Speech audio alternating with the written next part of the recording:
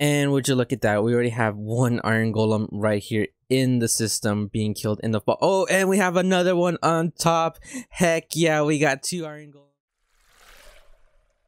Hello everyone, my name is Crow and welcome back to another Minecraft Bedrock iron farm, and this time it is for 1.16. This iron farm is based off from old guy's videos where he has taught me how iron farms work, so I made my own design based off of what he has shown us. This iron farm uses 20 villagers because when you have 20 villagers, you can have 2 golems in a village, which means we can squeeze out more iron from a regular 10 villager iron farm. And this is what I got from 1 hour of AFKing. And you see that right, 1, 2, 3, 4, 5, almost 6 entire stacks of iron. So I say this farm is pretty good, but it is missing a couple things which I will say later on in the video towards the end. Now, I highly suggest you watch the video all the way through so you know how to build it before you do it in your world. Alright, so let's get into the tutorial. Alright you guys, so the first thing you want to go ahead and do is build up a little bit off of the ground. I'm 10 blocks up, but you can definitely go a little bit lower if you like. But then after that, you want to go ahead and make a 17 by 17 platform out of any solid block that you choose.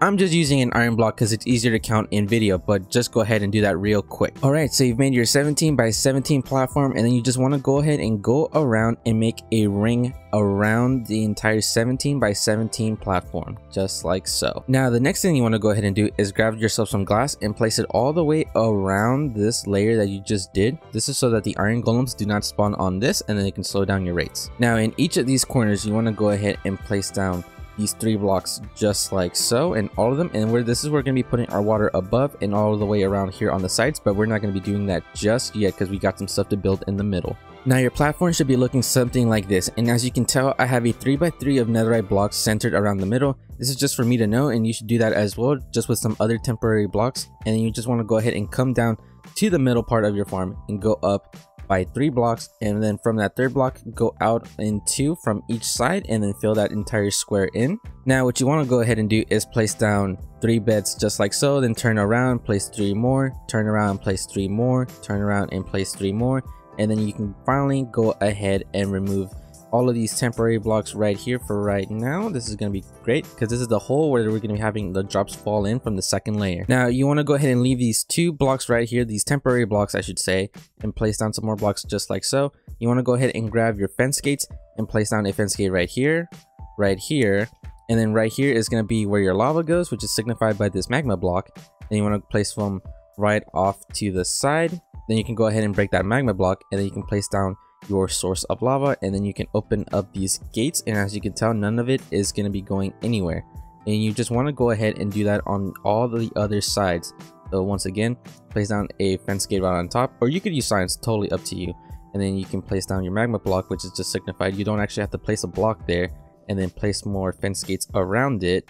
Open up those fence gates. You can finally remove that magma block, and then once again place on your block of lava. You want to go ahead and do that on all sides, and make sure all your fence gates are open, and it should be looking something like this now, which is exactly perfect because this is how tall enough a golem is, so it's going to be going into this area right here. And now you can go ahead and remove that 3 by 3 center and replace it with magma blocks. This is just so they can take a little bit more damage a little bit more quickly, and they can die faster and so on and so forth. But yeah, that's why we waited, because you did not want to be taking damage while you were doing all of this stuff right here. Now what you want to go ahead and do next is you want to go up 1 block above the beds just like so, and you're going to make that 17 by 17 platform once again. Alright, and now that you've done your 17 by 17 platform, make sure you leave the hole right here in the middle, because this is where our drops are going to be flowing down. And once again, don't forget to open up your fence gates. But then after you've done your 17 by 17 platform, then once again you want to go ahead and go around it with another layer of blocks just like in the bottom, just like so. Once again, place down these 3 blocks in the corner. Make sure you do that on all corners. Now the next thing to do is you can surround that entire layer that you just did with slabs. This is to prevent any mobs from spawning on top, because this is where our villagers are going to be going, so you do not want any zombies to spawn or anything like that. And it should also stop golems from spawning on the edge, which is exactly what we want. And then right here, this is exactly perfect. As you can tell, this is 3 blocks tall, and we do not want that. So what you want to go ahead and do is surround this as well with slabs. This is also to prevent iron golems from spawning on the edge, because in my testing I did have some iron golems spawn right here, which is definitely bad because it can definitely decrease your rates, especially if they just get stuck, which is not good at all. So this should prevent any iron golems from spawning right here, which is exactly what we want. Now for the next step is you want to go ahead and come down to the middle of the second layer, place down a temporary block here where the middle is supposed to be, and then go up by 3 blocks once again, and then go out by 2 on each side, just like so, and then go out by 2 on the other side. You should be having something that looks a lot like this, and then you want to go ahead and grab your beds and place down 8 more. So that's 2, 3, 4, 5, 6, and then 7, 8, and you can remove these blocks just like so, because they were just temporary, and you should have something that looks like this. Now the next step, you want to go ahead and come back to the middle again and place down 2 temporary blocks just like so, and then grab your fence gates and go out by 3 on each side just like so. And after you have done that, go ahead and come off to the side and place down 2, and then 1, 2, and then 1 again.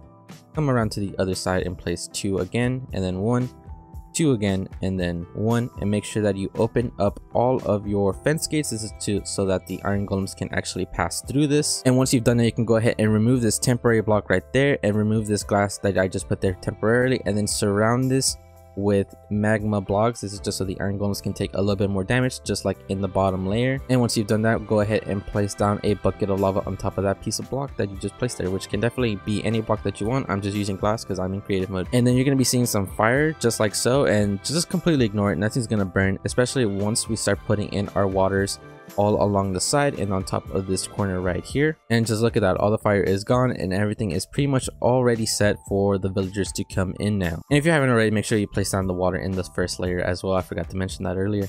So the next part is bringing in your villagers, and you want to go ahead and do this on every side if you want, but you're going to go ahead and come to the center and go out by 3, and then you want to go ahead and go out by 3 more on each side, and then fill that in. So you should have a 7 by 3 block space, just like so. Once you have that, you can go ahead and make a once you've done that, you can go ahead and make a back wall real quick. I'm going to make it 3 blocks tall. You can definitely make this bigger, but it's just totally aesthetic purposes, and then build out a wall just like so right here. You want to go ahead and grab your trapdoors and place them down just like so. This is to divide the villagers up.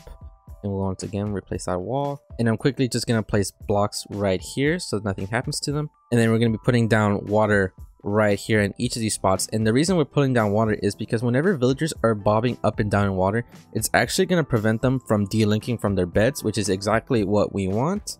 Then you want to go ahead and bring out your villagers just like so. Bring one in. You should eventually link up to one of those beds, and then once he's done that, you want to go ahead and replace that block right there with a workbench. I'm just using fletching tables because they're really easy. And I really want to emphasize that you cannot use librarians, fishermen, or farmers in this farm to have your iron golem spawn, because the reason for that is because whenever it rains, it's actually going to stop them from quote unquote working, which is going to make your iron golems not spawn. So if it's raining in your world and you're AFKing, you're going to be losing some rates. So the best thing to do is use a villager with a different profession. I'm just using the Fletcher. And then just want to go ahead and do that on every single pod right here, which is exactly why we have these trapdoors. It completely puts them in together in this space. And just go ahead and make sure that they all come in right here. Make sure they switch over. Perfect. And then you want to go ahead and do 5 in each one of these pods, which is exactly what we want. And once you've done one of these pods, you want to go ahead and do that on each side of the farm. And would you look at that, we already have one iron golem right here in the system being killed in the fall. Oh, and we have another one on top. Heck yeah, we got 2 iron golems, which is exactly what we want. And you guys are probably wondering, why would we have a lava blade over here and then at the bottom as well? Won't the items get burned up? Well, actually it doesn't. As you can tell, it did not get burnt at all, which is exactly what we want. And I'm going to show you guys that it does not burn. So right over here, you know, we have our precious netherite ingot and our precious emeralds. And if I were to drop 4 of each, we should technically get 4 of them back over there at the bottom. So we're going to drop them from any side right here, from any side, and we should see that none of them actually burn up from the lava. So let's see. And then we should get 4 of them back right here. And would you look at that? We have all 4 of them still. So this is not going to burn any of your drops whatsoever. Alright, so for your collection system, you want to go ahead and place down a temporary block right here, and then a hopper underneath it, and then place down a rail, and then surround that with hoppers just in case anything else happens. And you want to go ahead and place down your minecart with hopper, and then once again surround it. You can leave the rail there 100%, and then you can just place down a chest right off to the side, and it should collect all of your items. And as you can tell, we are already getting iron golem spawn as I showed you guys earlier. So this farm works pretty great. Now I quickly want to talk about some of the things about this farm. This farm is definitely not the most efficient, but the reason for that is because I am not taking advantage of all the possible spawning locations of iron golems, which is something for another video which I will end up doing. But this is a really quick and really easy to build. It literally will not take you that long to build, and as you can tell, we are getting iron golems out of here super quickly. And that is gonna be it, you guys. Thank you so much for watching this entire video through, and if you have made it all the way through this video, make sure you leave a like, comment, and if you haven't already, consider subscribing. I'll see you guys next time. Peace.